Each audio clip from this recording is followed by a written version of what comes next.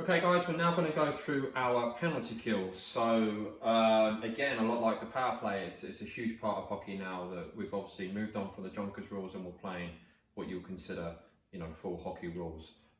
So penalty kill. So penalty kill has kind of evolved as a power play has evolved. So traditionally, you will have what's known as a box, and so I'll show you what that is. And where I spoke about in the power play where you started off with an overload, the reason why the overload changed to the umbrella is because the box was using for the overload. That then evolved because people started doing a diamond for the umbrella, so then that's how the 1-3-1 was formed. So, penalty kills are always, they're waiting to see what power plays do, and then they change, and obviously then you're forcing power plays to do different formations. So one thing that we will have to recognise is what the other team do for their power play. So I'm going to go through what we need to do for each power play. Okay, so if you imagine that they are in the overload, so if you've watched the power play, hopefully you can remember what the overload is. And so it's the very standard D-man, D-man, forward, forward, and forward. So the way that you play an overload is you essentially play what's called a box. Okay? See the box? So that's the box. And so what you're trying to do, anytime that you're on the penalty kill, you're trying to keep the power play to the outside. You don't want them to come into the house, as we call it. So you're trying to keep them to the outside there. So it's this guy's job to play this 2-on-1 here. It's this defenseman's job to play this 2-on-1 here.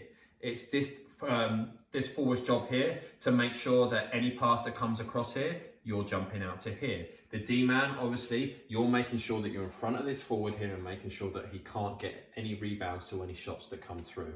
All right, so we're basically trying to keep these guys on the outside. Now, one thing, regardless of what we do here with our formation, you need to have what's called active sticks, making sure that your stick is in a passing lane. And so if you're the forward here, and it's your job to take away this pass here, you don't want your stick this side of you, you want your stick in the passing lane.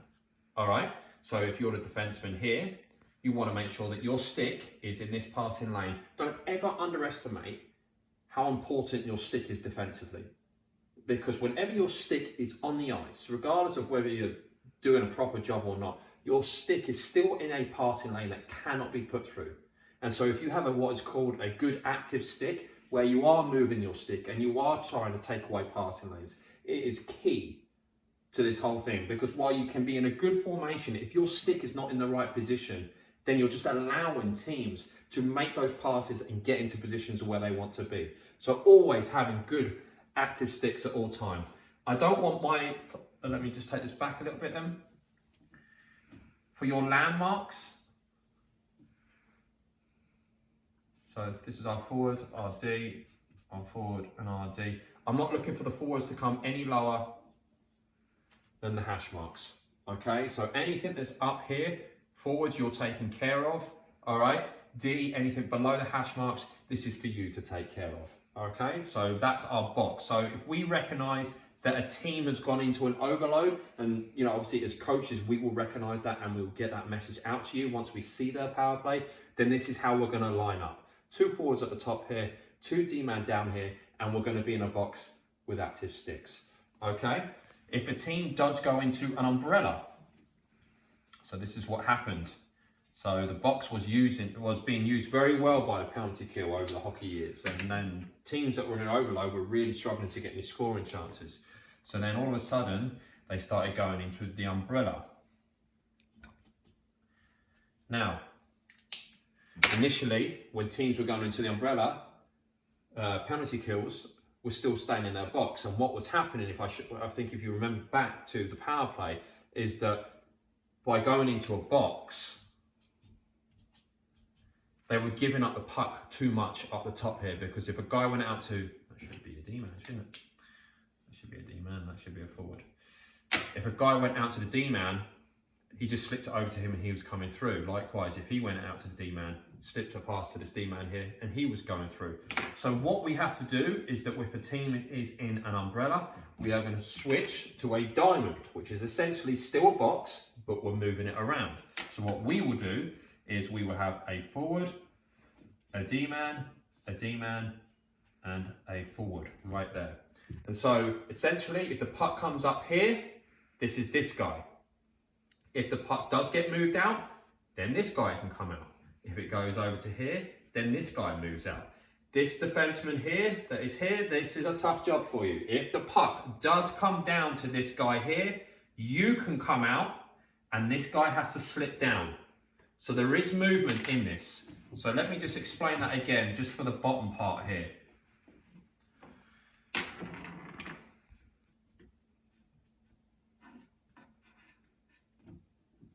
Yep, there.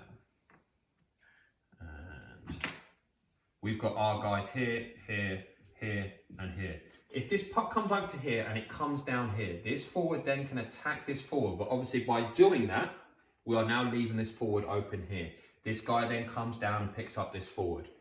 This guy just comes across. So it's still the box, but it just rotates into a diamond. So although these are your landmarks of where you've got to be, these two guys, you're playing the dot, but then you're also playing the back door to pick up the back post as well. Okay, let me just explain that again. If you are here and the puck comes down to here, you have to come down and pick up their forward and front and there.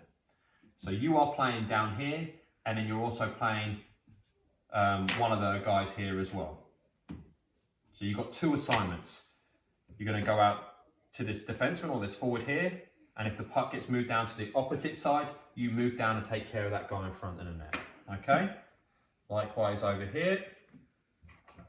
If their forward have the puck here, our guy that was here, whether we're a forward or a defenseman, you obviously were looking after this D-man here, but they've got a forward here. So if the puck does come down to this guy, our guy's going to go down to him, and this guy has to come down and cover. So you are looking after here and here. So these are your two lanes. This guy, this is your two lanes. Okay? This defenseman that's in front of the net, this is you. This forward is up the top. This is you. You're taking care of all that. So everybody has their lanes that they're taking care of. All right? So that's what we do when we see an umbrella power play. Now, things have evolved. So now we've got the 1-3-1. So the job of the penalty killers against the umbrella was getting too good. So then the power play had to change again. So they are now doing a 1-3-1. Again, this is something that a lot of NHL teams use.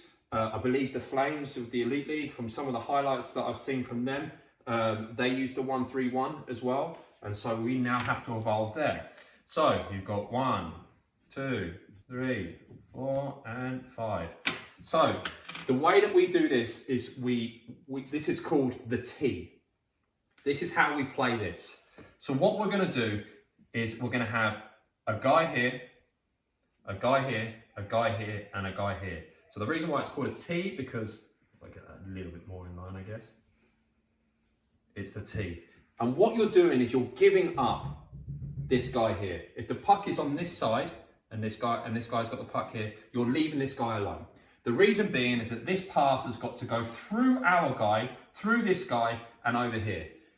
Yes, it could probably happen, but it's the least percentage pass of going through. And we are a person short. So we have to give up the least percentage pass.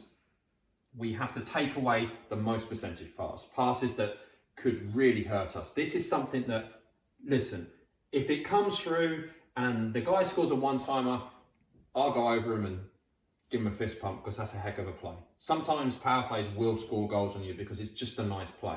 But for the most part, we are trying to limit the damage as much as possible.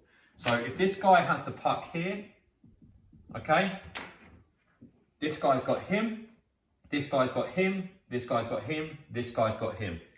And we're leaving the back door open there.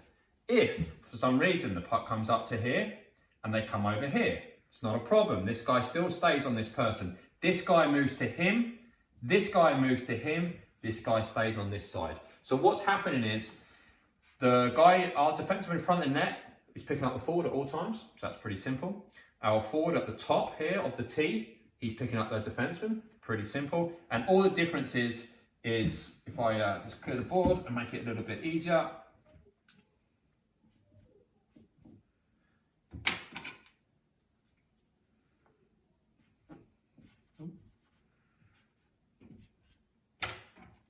puck's on this side, you got him. You got him. If the puck comes up and comes over, you move over, you pick him up, you come over, you pick him up. And again, we're just leaving that guy open for the least percentage, because if the pass gets through and he scores a one-timer, then hey ho, that's all you can do there. All right, so that's how we are going to do our penalty kill. So remember this, and parents, if you want to quiz your kids on it, if it is an overload, we go into the box. If it is the umbrella, we go into the diamond. If it is the 1-3-1, we go into the T. Remember those? Make sure you remember those, because power play and penalty kill do not require all three lines. And not everyone is going to play power play. Not everyone is going to play penalty kill. Some people may play power play, but won't play penalty kill, and likewise. So think about your game. Think about what your strengths are, whether you're a power play guy or whether you're a penalty kill guy. If you feel like you're someone that would be better suited on the penalty kill, make sure you really study this as much as possible. Because the penalty kill, we're just looking to make sure we don't concede a goal.